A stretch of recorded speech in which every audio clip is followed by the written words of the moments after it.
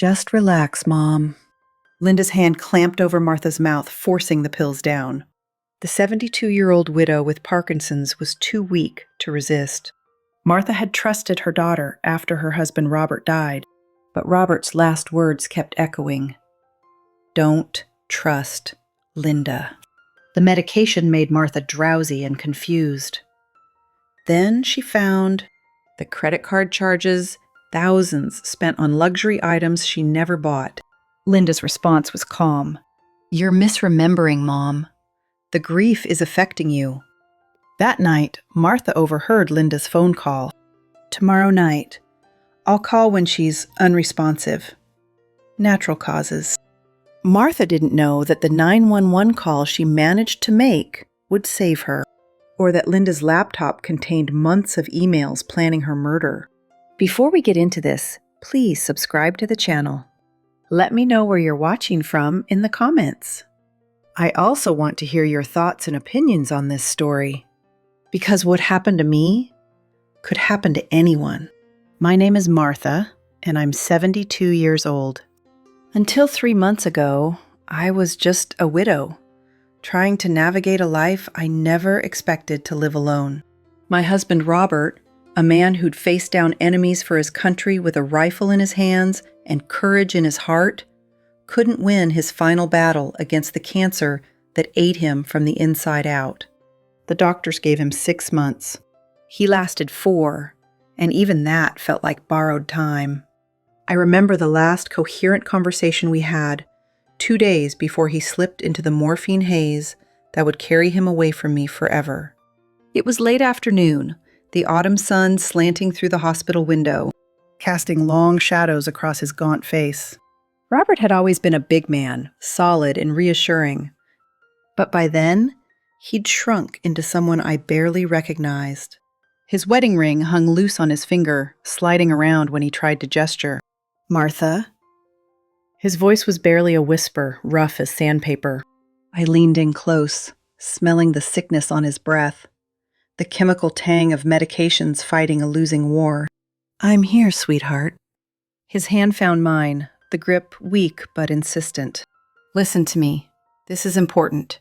I nodded, blinking back tears I'd promised myself I wouldn't shed in front of him. He had enough to carry without my grief added to the load. Linda?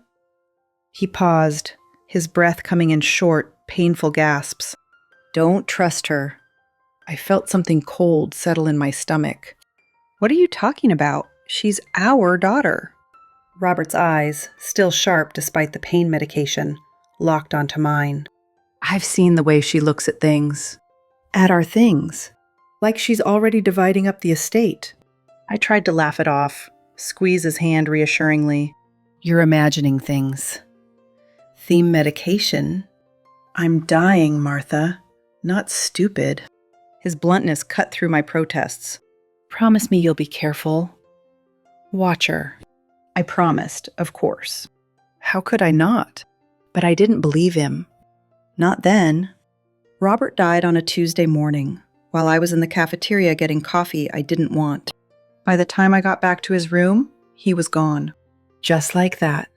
43 years of marriage ended while I was staring at a vending machine. Linda arrived an hour later, her eyes red but dry. She'd always been good at controlling her emotions, even as a child. Where Robert had been warm and demonstrative, Linda was cool, measured.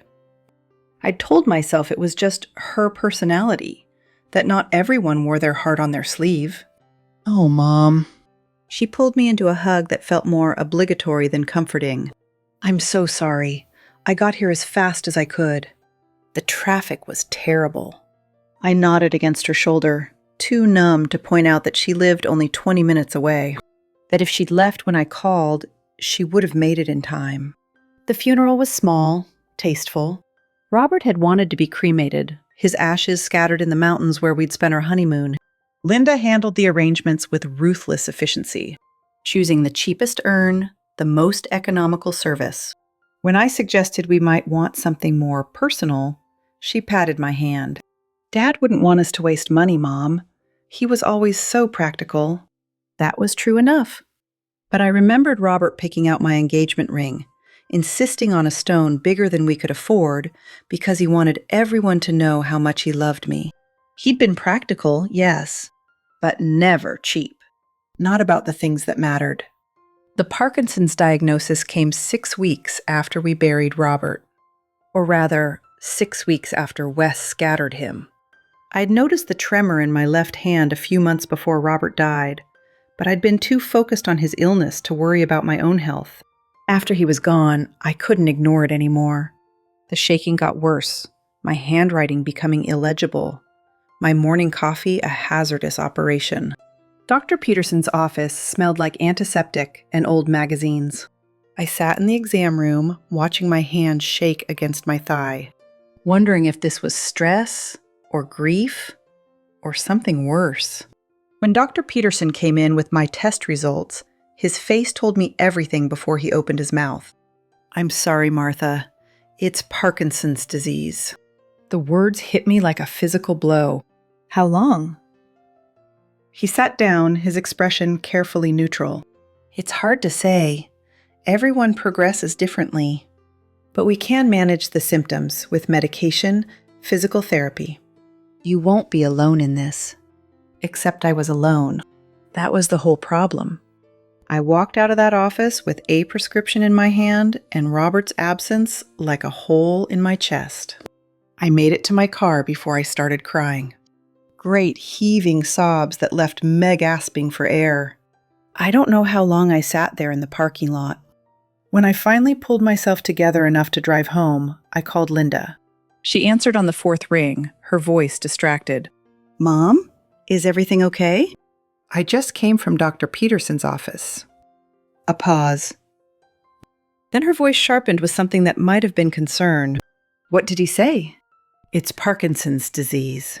The words felt foreign in my mouth, like speaking a language I'd just learned. "Oh, Mom, I'm so sorry." Another pause. Longer this time. "Listen, I'm right in the middle of something. But we'll talk soon, okay? Don't worry, we'll figure this out." She hung up before I could respond. I sat in my quiet house, in the living room where Robert and I had spent so many evenings, and stared at my shaking hands, wondering what figuring it out would look like. Linda showed up the next day with a bin of groceries and a concerned expression. "I've been thinking, Mom. You can't stay here alone. Not with your condition." I was making tea, focusing hard on not spilling the hot water. "I'm managing fine." She took the kettle from me gently but firmly. "Look at you. You can barely hold this. What if you fall? What if you leave the stove on?" I wanted to argue, but she wasn't wrong. The house felt too big, too empty, too full of potential disasters. "Why don't you move in with me?" She poured the tea, added sugar without asking if I wanted it, just temporarily, until we figure out a long-term solution. Relief flooded through me, mixed with a shame I didn't want to examine too closely. I didn't want to be a burden, but I didn't want to be alone even more. "Are you sure? I don't want to impose." Linda smiled, but it didn't quite reach her eyes. "You're my mother. Of course I'm sure." I moved into Linda's spare room the following week. She lived in a nice apartment complex, 2 bedrooms, modern and clean. Nothing like the house Robert and I had filled with 40 years of memories. But beggars couldn't be choosers. That's what I told myself anyway. The first few weeks were fine. Linda was attentive, helpful. She took me to my doctor appointments, picked up my prescriptions, made sure I took my medication on time. The pills were supposed to help with the tremors, slow the progression of the disease. Dr. Peterson had been clear about the dosage. 2 pills twice a day, morning and evening. Linda set up a pill organizer, the kind with little compartments for each day of the week. "This'll help you keep track, Mom. You don't want to accidentally double up or miss a dose." I appreciated her thoughtfulness. At least, I did at first. It started so subtly, I almost didn't notice. A deepening fatigue that made me want to nap in the middle of the day. A fuzziness in my thoughts, like trying to see through frosted glass. I mentioned it to Linda one morning as she handed me my pills with a glass of orange juice. I feel so tired lately, more than usual. She nodded sympathetically. That's the Parkinson's, Mom. And the grief. You've been through so much. Your body needs rest. That made sense. I swallowed the pills, ignoring the slightly bitter aftertaste. Probably just the coating dissolving. But over the next few weeks, the fatigue got worse. I started losing track of time, whole afternoons disappearing into a haze. I'd wake up from naps, not knowing if I'd slept for an hour or 4. My appetite vanished. Food tasted like cardboard, and the effort of chewing felt monumental. Linda started bringing me meals in bed, cutting my food into small pieces like I was a child. You need to keep your strength up, Mom. I tried. I really did. But even the act of lifting the fork to my mouth felt exhausting. One afternoon, about 2 months after I'd moved in, I woke from a nap to find Linda going through my purse. She jumped when she saw me watching her, a guilty flush spreading across her face. Oh, you're awake. I was just looking for your insurance card. I have a question about your coverage.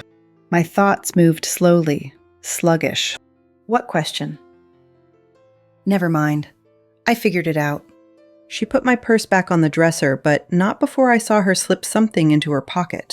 Later, when she was at work, I checked my purse. My credit card was missing. I tried to tell myself there was a reasonable explanation. Maybe she was running an errand for me, picking up my prescription. But a small voice in the back of my mind, sounding suspiciously like Robert's, whispered, "Watch her." That night, when Linda brought my evening pills, I pretended to swallow them, tucking them under my tongue instead, hiding them in my cheek like a kid trying to avoid vegetables. When she left the room, I spit them into a tissue. They were larger than I remembered. A different shape. I wrapped them carefully and tucked them into my nightstand drawer, planning to ask Dr. Peterson about them at my next appointment. The next morning, with a clearer head than I'd had in weeks, I found my credit card statement in Linda's desk. She'd left it out, probably assuming I was too medicated to notice or care. The charges made my stomach drop. $500 at a luxury clothing store. $300 at a spa. Multiple charges at expensive restaurants, none of which I'd been to. And there, at the bottom of the page, a $3,000 cash advance. My hands shook, and this time it wasn't the Parkinsons. I heard Linda's key in the lock. She was home early from work. I barely had time to shove the statement back in the drawer before she appeared in the doorway. Her eyes went immediately to the desk, to the slightly open drawer. For a long moment, we just looked at each other. "Mom?" Her voice was carefully controlled. "What are you doing in my study?" "I was looking for a pen." She didn't believe me. I could see it in her face. But she smiled anyway, that cold, thin smile that never reached her eyes. "Let's get you back to bed. You seem confused." "I'm not confused, Linda. I saw my credit card statement." Something flickered in her expression. Anger, maybe. Or fear. "We can talk about this later, after you've had your medication. You've been giving me too much." The words came out stronger than I felt. "The pills are making me sick." Linda's jaw tightened. "The doctor prescribed those pills, Mom. You need them. I checked my nightstand while you were at work." This was a lie, but I needed to see her reaction. "Those aren't the pills Dr. Peterson gave me." For a second, just a second, I saw something dark cross her face. Then it was gone, replaced by concerned confusion. "Mom, you're not making sense. The grief, the Parkinson's, it's affecting your judgment. Maybe we should call Dr. Peterson, see about adjusting your dosage." I felt my resolve wavering. She sounded so reasonable, so concerned. Maybe I was confused. Maybe the stress and the illness were making me paranoid. But then I thought of Robert's warning, the certainty in his dying eyes. "I want to see the pill bottles. The originals." Linda's expression hardened. "Fine, if it'll make you feel better." She left the room and I heard her rummaging in the bathroom cabinet. When she came back, she had 2 orange prescription bottles in her hand. "Here, See for yourself. I took them with shaking hands, squinting at the labels. My vision had been getting worse, another symptom I'd been too foggy to fully register. The name was right, Martha Henderson. The medication name looked right too. But the dosage, when I finally managed to focus on it, made my blood run cold. This says 4 pills twice daily. Dr. Peterson told me 2 pills twice daily. Linda's smile was patient, patronizing. You're misremembering, Mom. 4 pills is what he prescribed. You've been taking them for months now. No. My voice came out stronger than I expected. I remember specifically. 2 pills twice daily. He wrote it down for me. Linda's patience was clearly wearing thin. And where is this paper? Can you show it to me? I couldn't. I'd thrown it away weeks ago, confident I'd remember such a simple instruction. Confident Linda would help me keep track. She saw the realization on my face, and her expression softened into something like pity. Mom, I know this is hard, but you have to trust me. I'm trying to help you. Later that night, after Linda had gone to bed, I lay awake in the darkness. My mind was clearer than it had been in weeks, probably because I'd skipped my evening dose. The pills Linda had given me were hidden in my nightstand, wrapped in tissue. Tomorrow, I decided. Tomorrow I would find a way to get them tested, to prove I wasn't crazy. But tomorrow never came. Not the way I planned, anyway. Because the next afternoon, Linda came home early again. This time with 2 men in white uniforms, and a story about her suicidal mother that would have been convincing to anyone who saw me. Trembling, confused, unable to speak clearly. The perfect picture of a woman losing her mind. I tried to fight as they lifted me from my bed, tried to make them understand, but the pills Linda had forced down my throat an hour earlier were already doing their work, turning my muscles to water, me thoughts to fog. The last thing I remember before the darkness took me completely was Linda's face, watching me with an expression I couldn't quite read. Was it guilt? Triumph? Relief? Or just the cold calculation of someone who'd finally solved a problem? I woke up in a hospital bed, fluorescent lights burning my eyes. My mouth was dry, my head pounding. When I tried to sit up, I discovered restraints on my wrists. Soft, padded, but restraints nonetheless. A nurse appeared, her face professionally sympathetic. Mrs. Henderson, you're awake. How are you feeling? Where am I? Pinewood Psychiatric Facility. You were brought in yesterday after a suicide attempt. No? The word came out as a croak. I wasn't. She patted my hand, the gesture meant to be comforting but somehow condescending. It's okay. You're safe now. Your daughter explained everything. My daughter is trying to kill me. The word sounded insane even to my own ears. The nurse's expression shifted to practiced concern. I'll let Dr. Morrison know you're awake. He'll want to evaluate you. Wait, please. Just listen to me. But she was already leaving, her shoes squeaking on the linoleum floor. I lay there, fighting against the restraints, against the panic rising in my chest. How had it come to this? How had I let it come to this? Robert had warned me. Dying, in pain, barely able to speak. And he'd used his last clear moments to warn me. And I'd ignored him. Dr. Morrison was a thin man with wire-rimmed glasses and the tired eyes of someone who'd heard every story there was to hear. He sat beside my bed, clipboard in hand, and regarded me with clinical interest. Mrs. Henderson, I'm Dr. Morrison. Can you tell me why you're here? My daughter drugged me and had me committed so she could steal my money. He wrote something on his clipboard. Your daughter says you've been increasingly depressed since your husband's death, that you've been talking about joining him. That's not true. More writing. She says you've been having memory problems, confusion, paranoia. I have Parkinson's disease. She's been giving me too much medication, making me seem more impaired than I am. And why would she do that? Because she's been stealing from me, using my credit cards. I saw the statement. Dr. Morrison's expression didn't change, but I saw the subtle shift in his body language. The slight lean back, the way his eyes went distant. He thought I was delusional. Mrs. Henderson, it's very common for elderly patients to become confused about finances, to misinterpret their family members' help as theft. I'm not confused. Check my credit card records. You'll see charges I never made. I will certainly look into that. He made another note. In the meantime, we're going to keep you here for observation. Make sure you're not a danger to yourself. How long? That depends on your progress. A few days at minimum. I felt my throat tighten with despair. A few days was all Linda would need. To drain my accounts, to forge my signature on God knows what documents, to make sure that by the time I got out, there'd be nothing left to fight over. Please. I hated the begging tone in my voice, but I was desperate. Call Dr. Peterson, my regular doctor.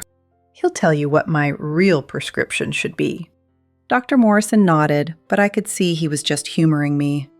Of course. We'll be in touch with all your medical providers. He stood, preparing to leave. Try to get some rest, Mrs. Henderson. We'll talk more tomorrow. After he left, I closed my eyes and tried to think. There had to be a way out of this. Had to be someone who would believe me. But who? I had no close friends. Not anymore. Robert and I had been each other's whole world. Our social circle had contracted over the years to just a handful of people. And they were Robert's friends, really. Veterans from his unit, their wives. People I'd lost touch with after the funeral. My family was small. An older sister who died a decade ago. A few distant cousins I hadn't spoken to in years. Linda had made sure of that, I realize now. Every time someone called, she'd taken a message and forgotten to tell me. Every invitation that came, she'd declined on my behalf. I'm sorry. Mom's not feeling up to visitors.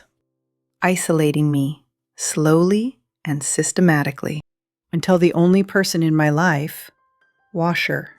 That night, I lay in the hospital bed and stared at the ceiling, listening to the sounds of the psychiatric ward. Someone crying. Someone screaming. The steady footsteps of nurses making their rounds. And I made a decision.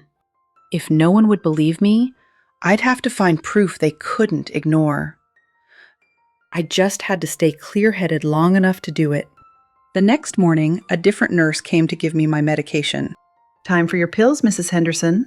I looked at the small paper cup she held out, at the collection of pills inside. What are these? She consulted her chart. Your Parkinson's medication and a mild sedative. To help with anxiety.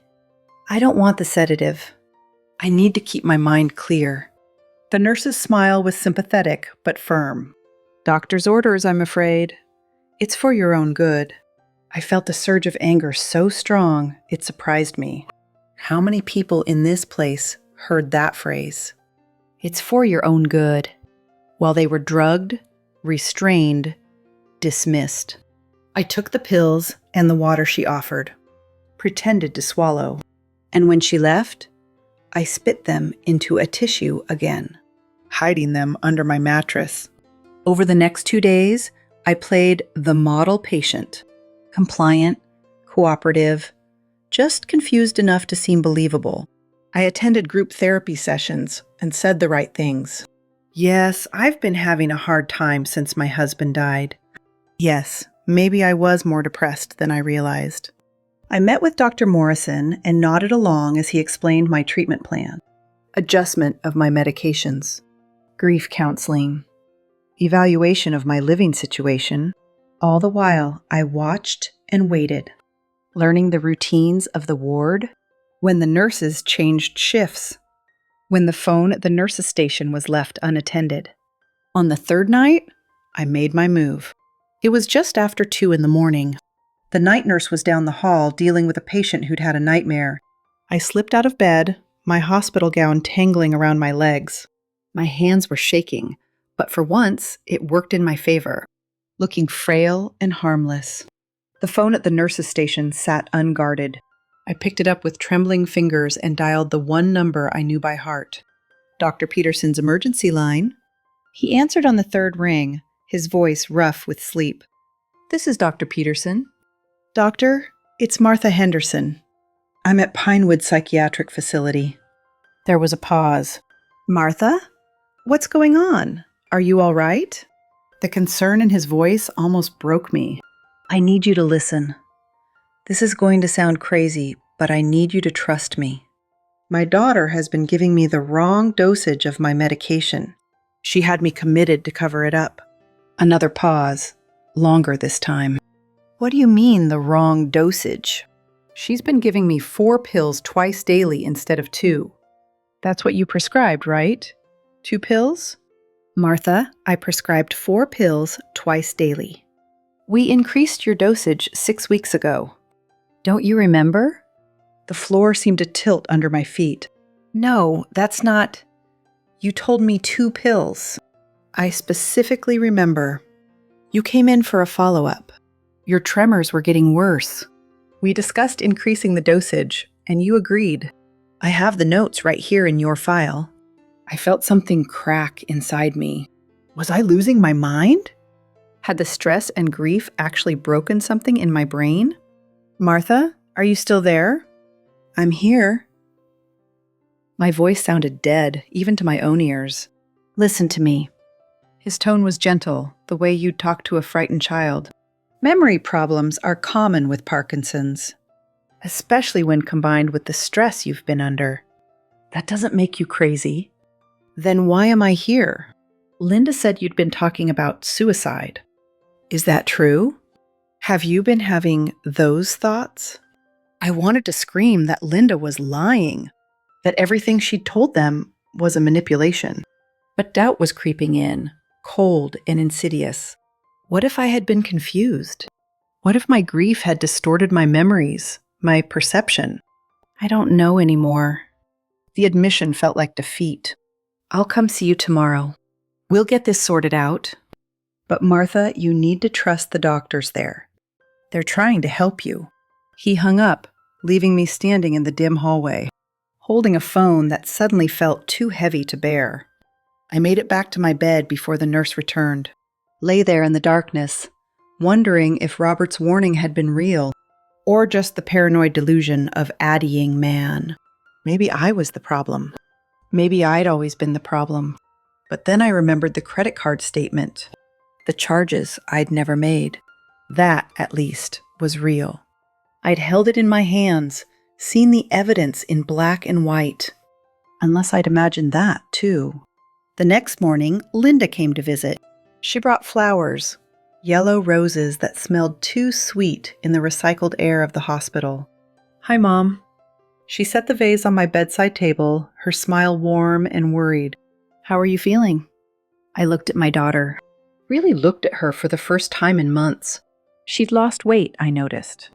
There were shadows under her eyes, a tightness around her mouth. She looked tired, stressed. Was that guilt? Or just the strain of dealing with a mother losing her mind? Better. I kept my voice neutral. Linda's smile widened with relief. Oh, Mom, I'm so glad. I've been so worried about you. I know you have. She pulled a chair close to my bed, reached for my hand. I talked to Dr. Morrison. He thinks you can come home in a few days if you keep improving. Home? Back to my place, of course, where I can take care of you properly.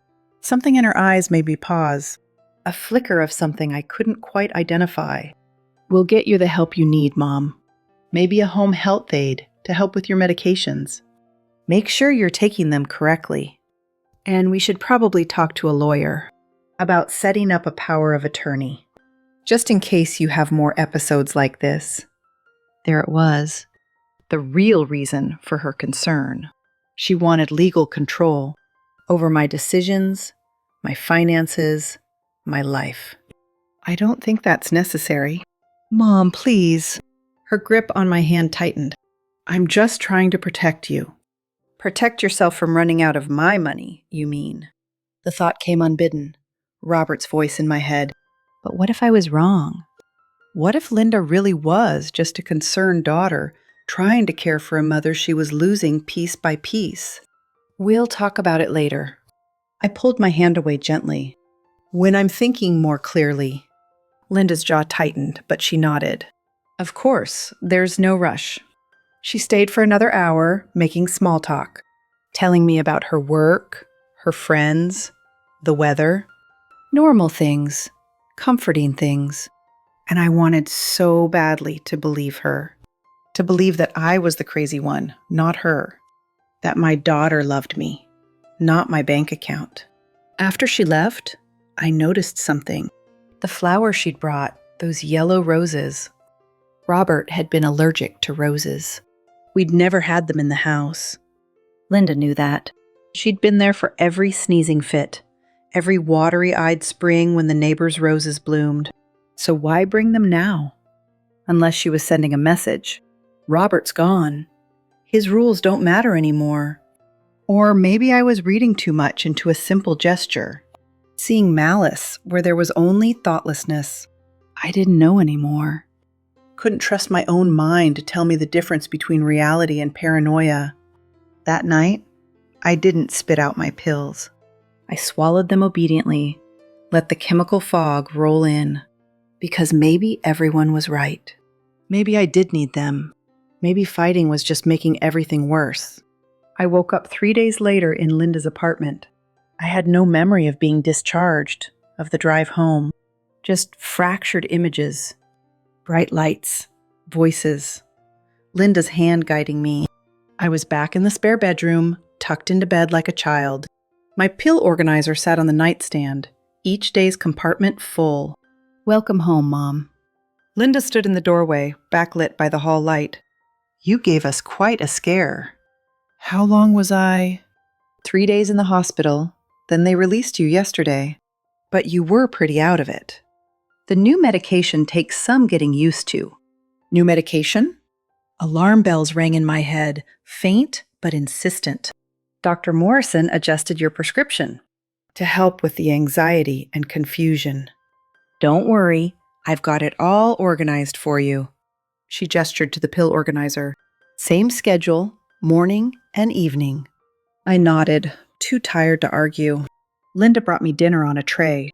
Soup and crackers, easy to eat with shaking hands. I managed a few spoonfuls before exhaustion pulled me under again. The days that followed blurred together. I slept more than I was awake. When I was conscious, my thoughts moved through molasses.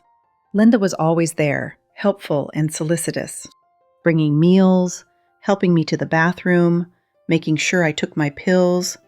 She'd quit her job, she told me, to take care of me full time. You don't have to do that. The words came out slurred. Of course I do. You're my mother. Besides, we can afford it now. Something about that phrasing nagged at me, but I couldn't hold on to the thought long enough to examine it. One morning, I woke to find Linda going through my jewelry box. The few good pieces I had. My engagement ring. The pearl necklace Robert gave me on our 20th anniversary. She saw me watching and smiled. Just taking inventory, Mom. For insurance purposes. She held up the pearl necklace, letting it catch the light. These are beautiful. Dad had good taste. They're yours. Someday. I meant it to sound loving, a mother promising her daughter an inheritance. But Linda's expression shifted into something hungry. Thank you, Mom. That means a lot. She put the necklace back carefully, but I noticed her pocket the engagement ring. For safekeeping, probably. That's what I told myself. But Robert's voice whispered again. Watch her. I started paying attention, as much as I could through the medication fog, watching Linda when she thought I was asleep. She spent a lot of time on her phone, her voice low, having conversations she didn't want me to hear. One afternoon, I caught fragments. Yes, I know it's taking longer than expected. A pause. She's tougher than she looks. Another pause, then a harsh laugh. Trust me, I've thought of that. But it has to look natural. My blood ran cold. Linda turned and saw me watching. Her expression didn't change, but something flickered in her eyes. I have to go. She ended the call and came to sit beside my bed. How are you feeling, Mom? Do you need anything? Who was that? Just a friend. No one important. She started to get up, but I grabbed her wrist. My grip was weak, shaking, but she stopped. Linda, I need to ask you something. Of course. Are you trying to hurt me? The question hung in the air between us. Linda's face went through a series of expressions. Shock, hurt, anger, then settled into something like sorrow. Oh, Mom. She covered my hand with hers. The medication is making you paranoid. This is exactly what Dr. Morrison warned me about. I'm trying to help you, not hurt you. Then why do I feel worse instead of better? Because you're sick. Her voice was patient, like explaining something to a stubborn child. Parkinson's is progressive. It gets worse, not better. The medication just slows it down. I wanted to believe her. Wanted to trust that my daughter loved me, that I was safe in her care. But something Robert once told me kept echoing in my mind. Trust your gut, Martha. It's usually right. My gut told me I was in danger. That night, I didn't take my pills. Linda watched me put them in my mouth, drink the water, but I tucked them in my cheek, spit them out when she left. By the next morning, my head was clearer than it had been in weeks. Still foggy, still slow, but functional. I could think. And what I thought was this. I needed proof. Something concrete that would make people believe me. When Linda left for the grocery store, I got out of bed. My legs were weak, shaking from more than just the Parkinson's. I hadn't walked more than a few steps in days. But I forced myself across the room to Linda's desk. The credit card statement was gone. She'd hidden it or destroyed it. But the desk drawers were full of other things. Bills marked final notice. A bank statement showing an account balance of negative $847. A letter from a debt collection agency threatening legal action. Linda was broke. Worse than broke. She was drowning in debt. And then I found the insurance policy. My life insurance policy. The one Robert and I had taken out years ago. It had been a small policy, just $50,000. Enough to cover funeral expenses with a little left over. The beneficiary had been Robert. After he died, it should have defaulted to Linda. Someone had filed a change of beneficiary form 6 months ago, increasing the payout to $200,000. And the signature at the bottom, shaky but legible, was mine. Except I'd never signed it. I stared at that signature, my hand trembling. It looked like my handwriting, close enough that no one would question it. But I had no memory of signing this document, which meant one of two things. Either I'd signed it during one of my medication-induced fogs, or Linda had forged it. I heard her key in the lock. Panic flooded through me. I shoved the papers back in the drawer, tried to make it look undisturbed. But my hands were shaking too badly. Papers scattered across the desk. Mom? Linda's voice calling from the hallway. I barely made it back to bed before she appeared in the doorway. Her eyes went immediately to the desk, to the disarray. What were you doing? I needed to find something. I tried to keep my voice steady. What? My reading glasses. She didn't believe me. I could see it in the way her jaw tightened, her eyes narrowed. Your glasses are on your nightstand, where they always are. I looked. She was right. I was confused. I tried to sell the lie, make myself seem more impaired than I felt. The medication makes me forget things. Linda stood there for a long moment, just watching me. Then she smiled, but there was nothing warm in it. You need to rest more, Mom. All this wandering around isn't good for you. Maybe we should talk to Dr. Morrison about increasing your dosage. No? The word came out sharper than I intended. I'm already sleeping too much. Linda's expression hardened. I think I know what's best for you. She pulled out her phone, started typing. I'm calling the doctor now. Please don't. But she ignored me, turning away to make the call. I lay there, feeling the walls close in. If she increased my medication, I'd be too foggy to fight back, too confused to convince anyone I was in danger. I'd end up a vegetable, drooling in a hospital bed while Linda spent my insurance money. That's when I knew. She was trying to kill me. Not quickly, not violently, but slowly, methodically, drugging me into helplessness, isolating me from anyone who might intervene. And when I finally died, whether from an overdose or simple neglect, it would look like natural causes. A sick woman succumbing to her illness. No one would question it. No one except me. And soon, I wouldn't be able to question anything at all. I had to get out. But how? I could barely walk across the room without exhaustion hitting me. I had no phone, no money, no way to contact anyone. Linda had made sure of that. The only people who knew where I was were the doctors who thought I was delusional, and my daughter, who wanted Medid. That night, Linda brought my pills with dinner. "Time for your medication, Mom." I looked at the pills, then at my daughter's face, trying to see past the mask of concern to whatever lay beneath. "Linda, I know what you're doing." Her expression didn't change. "I'm helping you take your medicine, like I do every night." The insurance policy. I saw it. A flicker of something in her eyes. Anger? Fear? "You changed the beneficiary amount. Forged my signature." "Mom, you're confused again. You signed that form yourself. Don't you remember?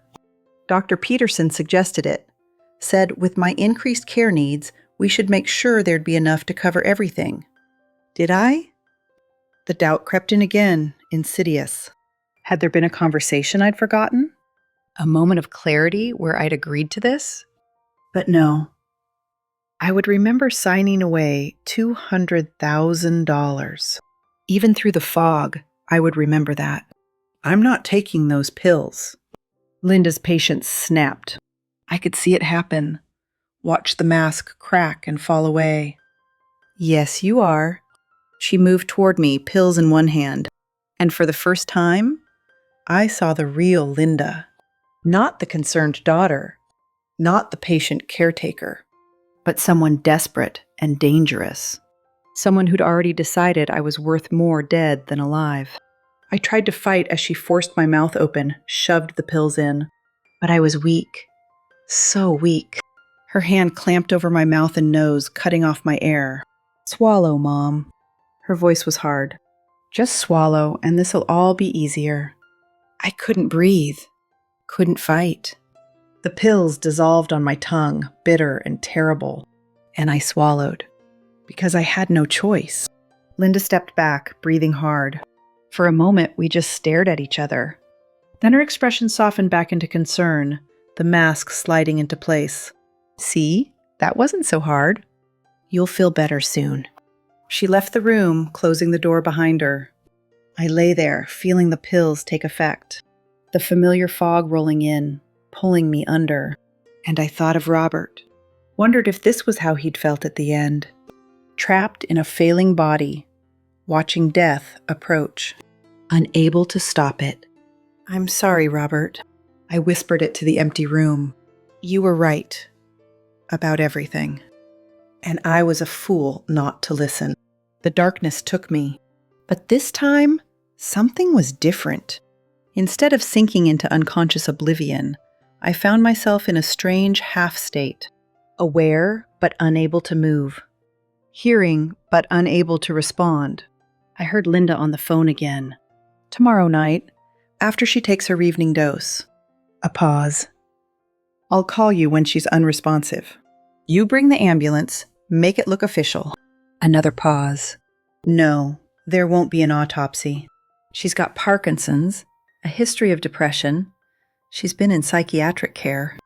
It'll be ruled natural causes or suicide. Either way, we're covered." Her voice was businesslike, discussing my death like a transaction. "I know what I'm doing. Just be ready.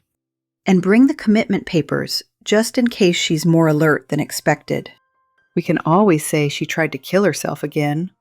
She hung up, and I lay there, paralyzed by medication, listening to my daughter plan my murder, unable to scream, unable to run, unable to do anything but wait for tomorrow night, when Linda would give me a final dose, and I would simply slip away.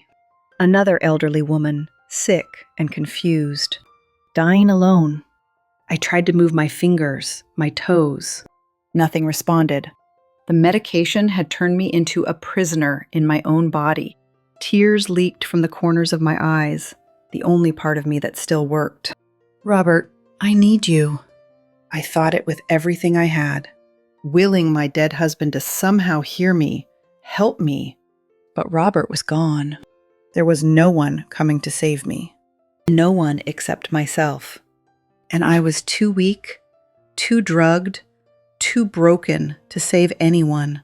The night stretched on forever. I drifted in and out of consciousness, fragments of dreams mixing with memories. Robert in his uniform, young and strong. Linda as a little girl, laughing as he swung her in the air. Where had that child gone? The one who'd loved her father, who'd crawled into my lap for bedtime stories. When had she turned into this? Or had she always been this, and I just refused to see it? Morning came eventually, gray light seeping through the curtains. I could move again, barely. My fingers twitched when I concentrated hard. My eyes could focus, though everything was blurry. Linda came in with breakfast. Oatmeal and orange juice. And my morning pills. "Good morning, Mom. How'd you sleep?" Her voice was cheerful, the voice of someone without a care in the world, not someone planning a murder. I tried to speak, but my tongue was thick. All that came out was a moan. Linda smiled sympathetically. "Still groggy? That's okay. The new dosage takes some adjustment. Here, let me help you sit up." She propped pillows behind me, gentle and patient, playing the role of devoted daughter. I wondered if she even knew she was acting anymore, or if she'd convinced herself that killing me was an act of mercy. She spooned oatmeal into my mouth, wiping my chin when I drooled. And all I could think was, tonight she's going to kill me. I have to do something. But what? I couldn't walk, couldn't talk clearly, couldn't even hold a phone if I had one. After breakfast, Linda settled me in front of the TV. Some mindless talk show I couldn't follow. "I'm going to run some errands, Mom. Will you be okay for a few hours?" I managed to nod. "Good. I'll be back this afternoon. Don't try to get up without me, okay?" Another nod. Linda grabbed her purse and keys, paused at the door, looking back at me. "I love you, Mom." Her voice cracked slightly, and for a second, I saw real emotion in her face. Grief, maybe, or regret. But then, it was gone, and she left. I sat there for a long moment, gathering my strength. Then, moving like someone underwater, I slid out of the chair. My legs buckled immediately. I hit the floor hard, jarring my bones. But I couldn't stop. I crawled toward the door, my progress measured in inches. The hallway seemed to stretch forever. Finally, I reached Linda's desk. Pulled myself up using the chair, my arms shaking with effort. The desk drawers were locked now. She'd learned from my earlier snooping. But her laptop sat on the desk, closed, but not locked away. I opened it with trembling hands. "Please be logged in. Please." It was. The screen flickered to life, showing her email inbox. I scanned the messages looking for anything, any evidence I could use. And there it was. An email chain with someone named Marcus. The subject line, MH Estate Plan. I opened it. Read the messages with growing horror. Marcus was a lawyer, and he and Linda had been planning this for months. Long before I'd moved in with her, they'd discussed the insurance policy, the power of attorney, even the psychiatric commitment, all of it laid out in black and white.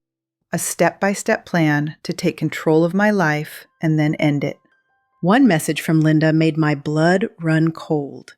She'll be more manageable once the medication kicks in fully. And if she becomes too much trouble, we can always accelerate the timeline. Dad's morphine is still in my medicine cabinet. Enough to stop her heart, and no one would question it. Another sick old lady, peacefully passing in her sleep. I grabbed my phone from the shelf, started dialing. But my hands were shaking so badly I kept hitting wrong numbers. Finally, I got it right. 911. The dispatcher's voice was calm, professional. 911, what's your emergency? My daughter is trying to kill me. The words came out slurred, barely intelligible. Ma'am, can you repeat that? I'm having trouble understanding you. I tried again, fighting to form the words clearly. My daughter. She's drugging me. I need help. Where are you located, ma'am? I gave the address, hoping I got it right. Everything was spinning. Are you injured? Do you need medical assistance? She's been giving me too much medication, making me sick. There's emails, evidence. Ma'am, I'm sending officers to your location. Can you get somewhere safe until they arrive? I can't walk. I'm on the floor. Stay on the line with me, okay? Help is on the way. But I heard a key in the lock. The front door opening. Linda's voice calling out. Mom, I forgot my wallet. Mom? She's here. I whispered into the phone. She's back. The dispatcher was saying something, but I couldn't focus. Linda appeared in the doorway of the study, saw me on the floor with her laptop open, her phone in my hand. Her face went through a rapid series of expressions. Surprise, anger, fear, then cold calculation. What did you do, Mom? She walked toward me slowly. Who did you call? The police. The word came out clearer this time. I told them everything. Linda's jaw clenched. She grabbed the phone from my hand, looked at the screen, ended the call. You stupid, stupid woman. Her voice was low, dangerous. Do you have any idea what you've just done? You were going to kill me. She laughed, a harsh, bitter sound. Kill you? I was helping you. Ending your suffering before it got worse. But you couldn't just cooperate, could you? You had to make everything difficult. This isn't help, it's murder. Linda's expression twisted into something ugly. You want to talk about murder? Let's talk about how you murdered my childhood. Every missed recital because you were too tired. Every school event you couldn't be bothered to attend. Dad was always there. But you? You were always too busy, too stressed, too focused on yourself. That's not true. But even as I said it, I knew it wasn't entirely false. I had been distant, preoccupied. Robert had carried more of the parenting burden. You don't get to judge me. Linda's voice rose. You don't get to play the victim when you spent my whole life making me feel like I was never enough. Never smart enough, never successful enough. Linda, You never noticed. She cut me off. That was the problem. You never noticed how much I needed you. And now, you're just a burden. A sick, confused burden who's better off dead. I heard sirens in the distance, getting closer. Linda heard them too. Her face paled. You've ruined everything. She looked around wildly, her eyes landing on the pill bottles on the desk. For a second, I thought she might try to force them down my throat right there. End it before the police arrived. But the sirens were too close now. Spinning lights flashed through the window. Linda ran. Not toward me, but away. Out of the study, down the hall. I heard the back door slam. And then, heavy footsteps. The front door crashing open. Police! Anyone here? Here. My voice was barely a whisper. I'm here.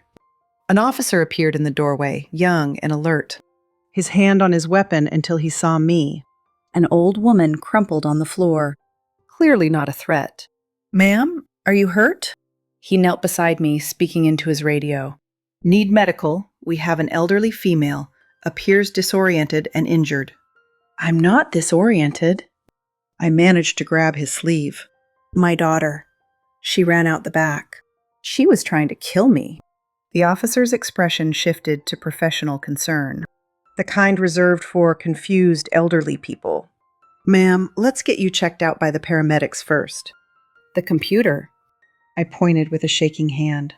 There are emails, evidence. Please, you have to look. To his credit, he looked. I watched his face change as he read, the skepticism fading into grim understanding. Jesus. He keyed his radio again. I need backup at the rear exit. Suspect fleeing on foot. Female, late 40s, dark hair. And get a detective down here. We've got a possible attempted murder. The paramedics arrived, checking my vitals, asking questions I could barely answer. My blood pressure was dangerously low, my heart rate erratic. We need to get her to the hospital, one of them said to his partner. I think she's been overdosed. I tried to tell them it was intentional, that Linda had been poisoning me for months, but the words wouldn't come outright. They loaded me onto a stretcher. As they carried me out, I saw more police cars arriving, officers spreading out to search for Linda. And I thought, she won't get far. Where could she go? She'd put everything into this plan. There was no backup, no escape route, just a daughter who'd gambled everything on her mother's death and lost. At the hospital, they pumped my stomach, drew blood, ran tests, found levels of medication in my system that should have killed me. How are you even conscious? The doctor asked, amazed. Stubbornness. I managed a weak smile, and a husband who taught me never to give up. They kept me for 3 days, slowly flushing the drugs from my system. Watching as my mind cleared, my strength returned. Detective Martinez came to take my statement on the second day. A woman in her 50s with kind eyes and a no-nonsense demeanor. Mrs. Henderson, I need you to walk me through everything, from the beginning. So I did. Starting with Robert's warning, the credit card charges, the insurance policy, the gradual increase in medication, the overheard phone calls, everything. Detective Martinez took notes, her expression growing darker. We found your daughter. She was trying to board a bus to Mexico with a fake ID and $15,000 in cash. My $15,000, I assumed, withdrawn from my accounts. And Marcus, the lawyer? We brought him in for questioning. He's cooperating, gave us everything. Emails, documents, even recordings of their planning sessions. Apparently, he was supposed to get a cut of the insurance money. I felt numb. Too tired for anger, too drained for satisfaction. Will she go to prison? Martinez nodded. With the evidence we have? Attempted murder, fraud, elder abuse. She'll be lucky to see daylight before she's 70. The trial came 6 months later. I'd moved into a senior living community by then. A nice place with staff who actually cared. Regular medication checks by nurses I could trust. I still had Parkinson's. The tremors hadn't magically disappeared, but my mind was clear, and I was safe. I testified at Linda's trial. Walked into that courtroom on a walker, my hands shaking, but my voice was steady. The jury watched as I described my daughter's betrayal. The systematic isolation, the drugging, the cold calculation of her plan. Linda sat at the defense table, staring straight ahead. She wouldn't look at me. Her lawyer tried to paint me as a vindictive mother, claimed I'd been a neglectful parent who drove my daughter to desperation. And maybe there was some truth to that. Maybe I had failed her in some fundamental way, but that didn't give her the right to kill me. The jury deliberated for 4 hours, came back with a guilty verdict on all counts. Linda finally looked at me then, and I saw something in her face I hadn't seen in years. Fear. She looked young suddenly, like the little girl who used to crawl into my lap. And for a second, I wanted to stand up, to tell them it was all a mistake, that we could work it out. But I stayed seated because it wasn't a mistake. And some betrayals can't be forgiven. The judge sentenced her to 25 years. Linda was led away in handcuffs, and I never saw her again. I could have visited her in prison, maintained some connection to the daughter I'd raised, but I didn't. Some people might think that makes me cruel, but I think of it as survival, the final act of self-preservation. Now, 2 years later, I have a routine. Physical therapy 3 times a week to keep my muscles strong. Medication administered by nurses who check and double-check the dosage. Weekly calls with Dr. Peterson, who feels terrible about not seeing the signs. I've made friends here. Other residents, people who understand what it's like to be vulnerable, to depend on others for basic care. We watch out for each other. One woman, Grace, lost her savings to a grandson who convinced her to invest in a fake business. Another, Herbert, was nearly smothered by a son-in-law impatient for his inheritance. We're survivors, all of us. The walking wounded of elder abuse. Sometimes I think about Linda. Wonder if she's okay in prison. If she's found any peace, any understanding of why she did what she did. But mostly, I try not to think about her at all. She made her choices, and I made mine. Robert was right to warn me. Even dying, even in pain, he saw clearly what I refused to acknowledge, that our daughter had become someone dangerous, someone willing to kill for money. I keep his ashes on my dresser now. Finally scattered them in the mountains like he wanted, but I kept a small portion back. So he's still with me, still watching over me, even now. Before I close this story, I want to ask you something. If you were in my position, what would you have done differently? Would you have trusted your instincts earlier?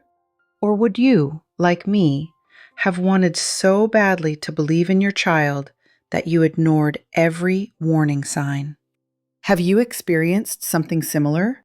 A family member who saw you as a burden rather than a blessing? I'd like to hear your thoughts in the comments, because stories like mine happen every day. And the more we talk about them, the more we can protect vulnerable people from those who would exploit them. If this story resonated with you, please hit that subscribe button and give this video a thumbs up. It helps others find these stories and maybe, just maybe, recognize the warning signs in their own lives before it's too late. Thank you for listening. And remember, trust your instincts. They're usually right.